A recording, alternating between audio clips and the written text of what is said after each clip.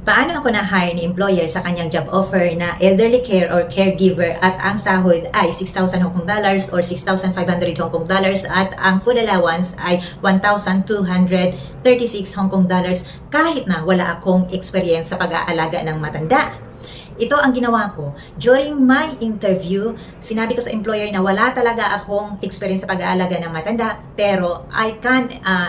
refresh my knowledge and skills dahil nag-aral po ako dito sa Hong Kong as a caregiver. Kaya po, meron po akong ipapakita sa inyo ng mga caregiving certificate ko at kaya pinakita ko sa kanila ang aking certificates as caregiver at yung mga first aid ko na certificate at pati na rin ang aking transcript of record. Nakita nila lahat yon at hindi na sila nagdadalawang isip na hinire ako. Kaya sa lahat ng mga nandito sa Hong Kong, i-grab niyo ang opportunity na mag-aral kayo ng caregiver dahil baka isa na kayo sa kagaya ko na makahanap ng employer at maswerte makahanap ng